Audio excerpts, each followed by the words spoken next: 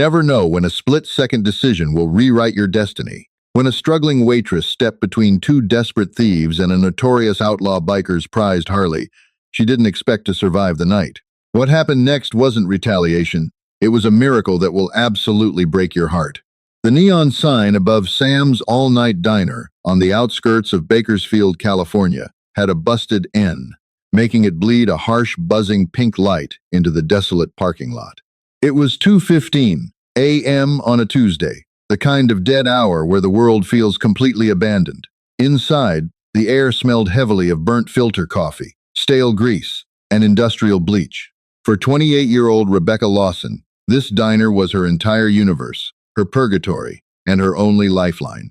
Rebecca was a single mother hanging on to survival by the frayed threads of a minimum wage paycheck. Underneath her faded, mustard yellow uniform, her shoulders ached from a double shift, but physical exhaustion was nothing compared to the crushing weight of her reality. In the back booth, hidden away from the few weary truckers nursing their coffees, her 6-year-old son, Leo, was fast asleep on a makeshift bed of winter coats. His chest rose and fell with a shallow, wheezing rhythm that terrified her. Leo had severe, chronic asthma, and his prescription inhalers ran close to $300 a month. Her ex-husband, a ghost of a man who had drained their meager savings account 2 years prior, was nowhere to be found. Rebecca had exactly $42 in her checking account. The eviction notice taped to her apartment door back in town had given her exactly 5 days to come up with $800. Every time she wiped down a sticky laminate table, her mind spiraled into a dark panic. She was running out of time, running out of money, and running out of hope. Then, the low, earth-shaking rumble of a heavy V-twin engine shattered the quiet of the night. The vibration rattled the diner's front windows before the motorcycle even pulled into the lot. Rebecca looked up from the counter. Gliding beneath the flickering neon light was a stunning, custom, 1947 Harley-Davidson knucklehead. It was painted a deep, abyssal midnight blue, adorned with subtle, masterfully airbrushed, silver ghost flames. The chrome was so meticulously polished, it looked like liquid mirrors in the dark. It wasn't just a motorcycle, it was a museum-quality piece of rolling art, dripping with raw, mechanical menace. The rider cut the engine. The sudden silence in the diner was palpable. The two truckers at the counter stopped mid-conversation, staring out the window. The man who dismounted was a mountain of a human being. He stood at least 6'4", with shoulders broad enough to block out the streetlights. He wore heavy, scuffed engineer boots, faded denim, and a thick leather cut over a black hoodie. As he turned toward the diner's entrance, the overhead light caught the massive patch on his back, the unmistakable, notorious, winged death head. Above it, the curved top rocker read, "Hell's Angels," and the bottom rocker boldly stated, "California." The small, rectangular MC patch sat off to the side, completing the insignia of one of the most feared outlaw motorcycle clubs in the world. The bell above the door chimed a cheerful, innocent sound that starkly contrasted with the intimidating figure stepping over the threshold. His face was weathered, lined with the kind of deep grooves that only come from decades of riding hard into the wind. A thick, graying beard hid most of his jaw, and a long, jagged scar hooked across his left cheekbone. His eyes, dark and unreadable, scanned the diner in a fraction of a second. Everyone looked down, suddenly, incredibly interested in their hash browns. Rebecca swallowed hard, wiping her hands on her apron, and stepped out from behind the counter. She had worked the graveyard shift long enough to know the golden rule of surviving the night. Treat everyone exactly the same, whether they are a cop, a drifter, or an outlaw. "Booth or counter, sir?" she asked. Her voice steady despite the flutter in her chest. The biker looked down at her. "Booth, corner," he rumbled. His voice sounded like gravel grinding in a cement mixer. He walked past her, his heavy boots thudding against the linoleum, and slid into the booth directly opposite the one where Leo was sleeping. He placed a thick, leather-gloved hand on the table. "Black coffee. A plate of whatever meat you've got back there, burnt to a crisp." "Yes, sir. Coming right up," Rebecca nodded, grabbing a fresh mug. As she poured his coffee, she covertly glanced at his leather vest. The name stitched over his chest read Rooster. David Rooster Henderson was a seasoned veteran of the club, a man whose reputation in the California underworld was forged in steel and silence. But to Rebecca, tonight, he was just another paying customer. When she brought his plate of overwell steaks and eggs, she noticed something unexpected. Resting on the table beside his massive helmet was a small, dog-eared photograph. It was faded, showing a much younger rooster holding a tiny baby wrapped in a pink blanket. His thumb was gently rubbing the edge of the picture. For a split second, the hardened outlaw looked impossibly fragile. "Your total is $14.50, Rebecca said quietly, pretending not to see the photograph. Rooster snapped out of his trance, pulling a worn leather wallet from his chain. He dropped a crisp $50 bill on the table. "Keep it." "Sir, I can't keep a $35 tip," she said, her desperate financial situation instantly warring with her pride. He didn't look up from his plate. "I said keep it, waitress. Go buy the kid over there a proper blanket." He nodded toward the back booth where Leo was tossing and turning in his sleep.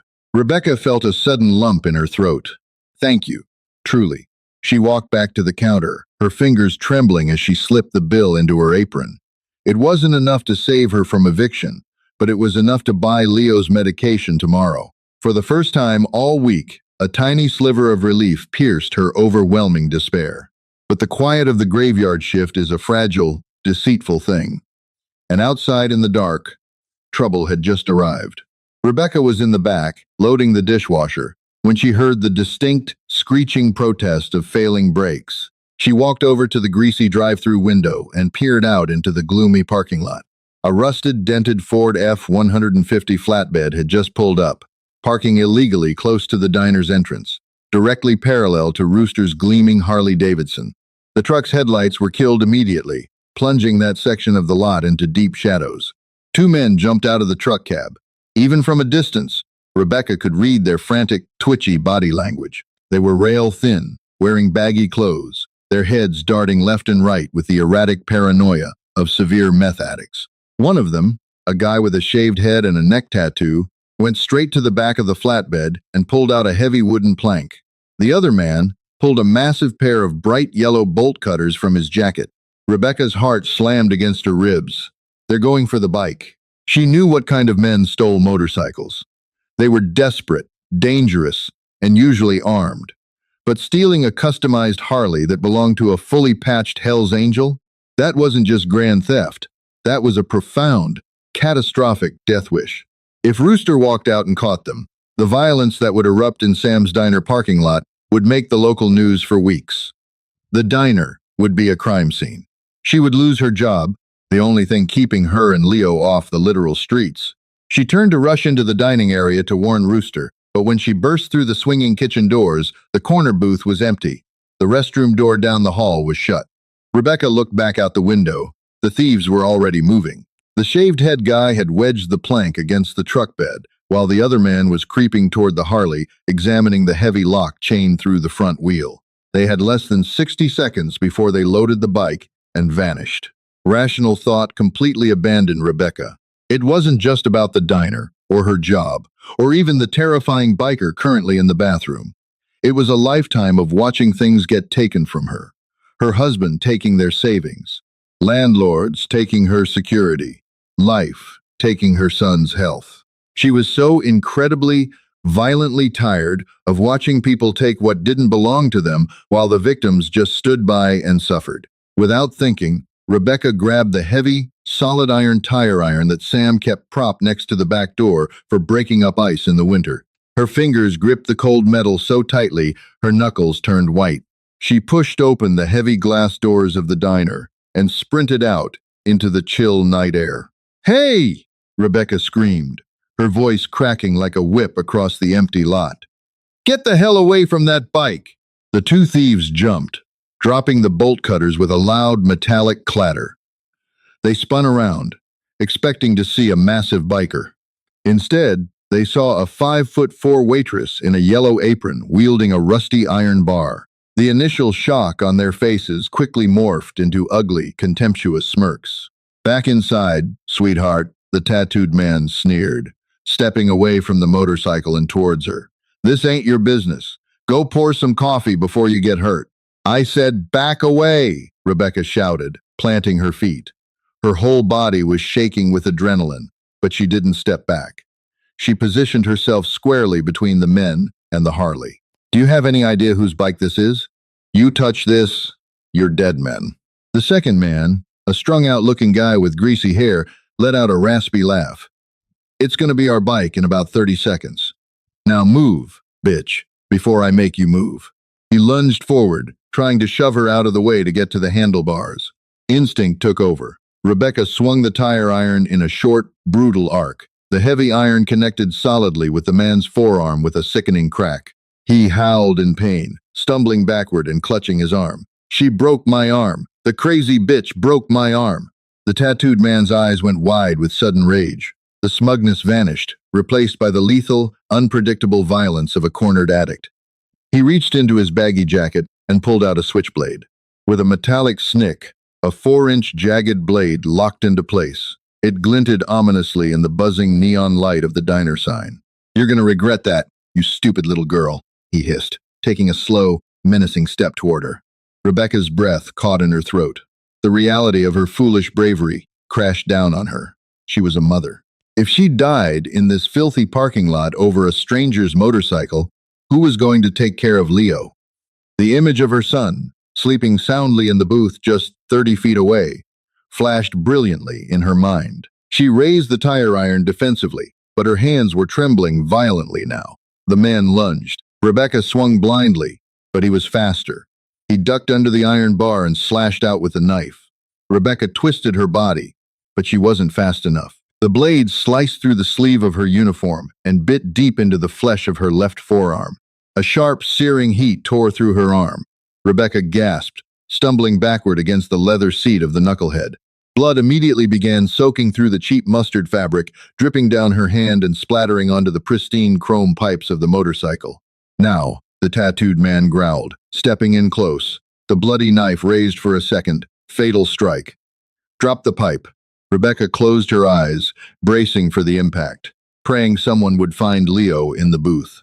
But the strike never came. Instead, the heavy glass door of the diner exploded open with such violent force that it shattered against the exterior brick wall, showering the pavement in 1,000 glittering pieces. What the fuck do you think you're doing? The roar was so loud, so impossibly deep and filled with such raw, primal fury, that it felt like a physical shockwave hitting the parking lot. The thief froze, the knife trembling in his hand as he looked past Rebecca. Standing in the doorway, framed by the harsh fluorescent lights of the diner, was Rooster. He had taken off his hoodie. His massive, heavily tattooed arms were corded with muscle. His eyes, previously unreadable and quiet, were now burning with a terrifying, murderous rage. He took one look at his motorcycle, the thieves' flatbed truck, and finally, the bleeding waitress standing protectively in front of his chrome, clutching a tire iron. The silence that followed was suffocating. It was the heavy, terrifying silence of a predator right before the kill. Rooster stepped off the curb, his heavy boots crushing the broken glass beneath his feet. The air in the parking lot suddenly felt thick, heavy with the promise of absolute destruction. Rooster didn't run. He didn't need to. He stalked forward with the terrifying, deliberate momentum of a freight train. The tattooed thief, realizing too late that his smug confidence was a fatal error, panicked. He thrust the bloody switchblade toward the advancing giant. "Stay back, old man. I'll cut you wide open." Rooster didn't even blink. When the knife lunged, the Hell's Angel moved with a terrifying speed that defied his massive frame. His heavy, leather-clad hand shot out, grabbing the thief's wrist. There was no struggle, just a sickening, distinct snap that echoed off the brick walls of the diner. The thief screamed, a high, piercing sound of sheer agony as the switchblade clattered onto the asphalt. Before the man could draw another breath, Rooster drove a devastating right hook into his ribs. The impact sounded like a baseball bat hitting a side of beef. The tattooed man collapsed instantly, curling into a whimpering, broken ball on the wet pavement. The second thief, the one nursing a fractured arm from Rebecca's tire iron, took one look at his partner and the monster standing over him. He scrambled into the cab of the rusted Ford, threw it into drive, and stomped on the gas, abandoning his friend without a second glance. The flatbed screeched out of the lot, disappearing into the Bakersfield night. Rooster ignored the fleeing truck. He stood over the writhing man on the ground, his heavy boot pressing lightly against the man's throat. "If I ever see your face in this county again," Rooster growled, his voice a low, vibrating hum of pure menace, "they won't find enough of you to fill a shoebox. Understand?" The thief choked out a frantic, sobbing sound of agreement. Rooster kicked him away in disgust. Only then did the biker turn his attention to the woman leaning heavily against his 1,947 knucklehead. Rebecca was pale, her breath coming in shallow gasps. The adrenaline was fading, leaving behind a cold, sweeping shock. The left sleeve of her mustard uniform was soaked in dark crimson, the blood dripping steadily off her fingertips and pooling onto the toe of her sneakers. She looked up at the towering outlaw, her grip still white-knuckled around the bloody tire iron. "You're bleeding on my chrome," Rooster said. His tone was rough, but the murderous fire in his eyes had completely vanished, replaced by a sharp, calculating focus. I'm sorry," Rebecca stammered, her vision blurring at the edges. Her knees suddenly buckled. Rooster caught her before she hit the ground. His massive hands, which had just casually shattered a man's wrist, were surprisingly gentle as they supported her weight. He stripped off his heavy leather cut, revealing the iconic death head patch, and tossed it over the seat of the bike. Then, he tore the sleeve of his black hoodie, wrapping the thick cotton tightly around her lacerated arm to fashion a crude tourniquet. "Why did you do that?" Rooster asked. His brow furrowed as he pulled the knot tight, ignoring her wince of pain. "It's just a machine. You could have been killed over a piece of steel." It's all I have," Rebecca whispered, her teeth chattering from the shock. "My job. Sam would fire me. The diner, if it becomes a crime scene." She swallowed hard, tears finally spilling over her eyelashes. "My son, Leo, he's inside." Rooster's head snapped toward the shattered diner doors. He remembered the wheezing little boy sleeping in the booth. "Stay here," Rooster commanded. He pulled out a heavy, blocky cell phone and dialed a number. "Yeah, it's Rooster. I'm at the diner on Highway 99. Send a prospect down here with a truck to watch my bike. Now." He hung up, scooped Rebecca up into his arms as effortlessly as if she were a child, and carried her back into the diner. He set her down gently in a booth, then walked over to the back corner.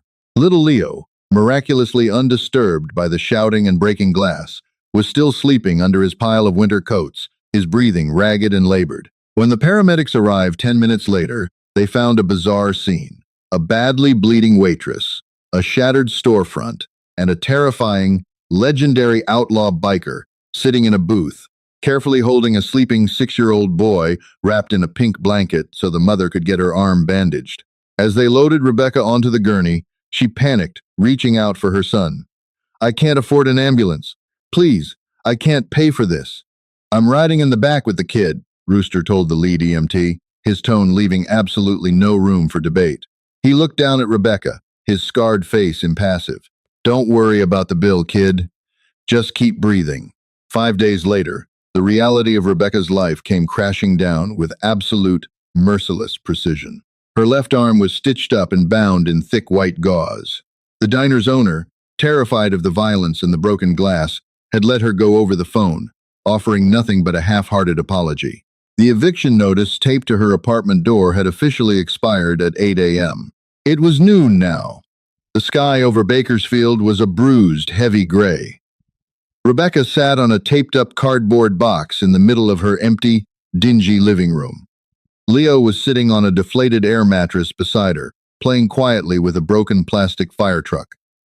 She had 2 suitcases, $38, and nowhere to go. The homeless shelter downtown had a 3-week waiting list. She buried her face in her good hand and wept. It was a silent, suffocating cry of total defeat. She had fought so hard, bled for what was right, and lost absolutely everything. Then, the floorboards of her apartment began to vibrate. It started as a low rumble, like distant thunder, before building into a deafening, unified roar of heavy, unbaffled exhaust pipes.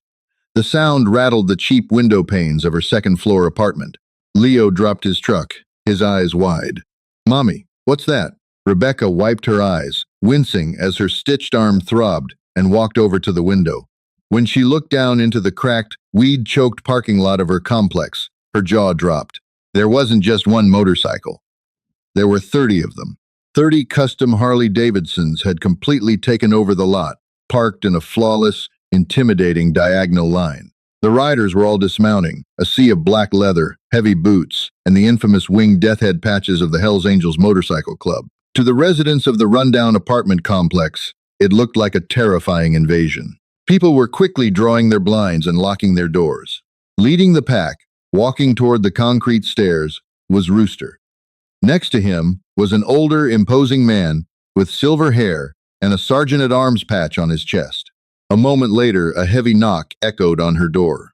Rebecca opened it slowly. Rooster stood in the hallway, taking off his sunglasses. He looked completely out of place in the cheap, peeling hallway of the apartment building. "Heard you were moving, Rebecca," Rooster said, his gravelly voice remarkably soft. "I don't have a choice," she replied, her voice trembling. "I lost my job. The landlord is locking the doors in an hour." Rooster reached into his leather cut and pulled out a thick, manila envelope. He held it out to her. "No, he's not." Rebecca hesitated, then took the envelope with her good hand. She opened the clasp. Inside was a stack of official documents. The first was a cashier's check made out to her local hospital, explicitly covering her ER visit and stitches. The second was a lease agreement for a beautiful, two-bedroom townhouse on the safe side of Bakersfield, fully paid up for 2 entire years. But it was the third piece of paper that made her breath catch. It was an appointment confirmation at the premier pediatric pulmonary clinic in Los Angeles, under the name Leo Lawson. Stamped across the top in red ink was "Paid in full, private beneficiary." I can't take this," Rebecca stammered, tears instantly flooding her vision. "This is tens of thousands of dollars. Why? Why are you doing this for me?" Rooster stepped inside the doorway, the heavy silence of the room stretching between them. He reached for his wallet, the thick chain clinking against his jeans, and pulled out the faded, dog-eared photograph he had been staring at in the diner. He handed it to her. Rebecca looked at the picture. It was the young Rooster, holding the baby in the pink blanket. "Her name was Sophie," Rooster said, his voice dropping to a raw, painful whisper. 30 years ago, I was just a dumb kid pushing brooms at a body shop. Didn't have 2 dimes to rub together. Sophie had lungs just like your boy." He paused, swallowing hard, his dark eyes glistening with a ghost of a memory he had carried for decades. "She had a severe attack one night. We didn't have insurance. I couldn't afford the right inhalers. We waited too long to take her to the emergency room because I was terrified of the bill." He looked past Rebecca, watching Leo play on the deflated mattress. "She died in my arms in the waiting room," Rooster said softly. "I let my daughter die because I was broke and scared. I spent the next 20 years angry at the world, taking it out on everyone, until the club gave me a place to put that rage." He stepped closer, looking deeply into Rebecca's tear-streaked face. "I sat in that diner and watched you, a mother with nothing but a few dollars to her name, step in front of a deadly blade to protect my machine so you could keep a minimum wage job to buy your boy medicine." Rooster pointed a heavy, scarred finger at her. "You bled for my colors that night, Rebecca. You stood your ground for me. In our world, you bleed for the club. The club bleeds for you. You and your boy are under our protection now. You will never, ever have to be afraid of a hospital bill or an eviction notice again." Rebecca broke down completely.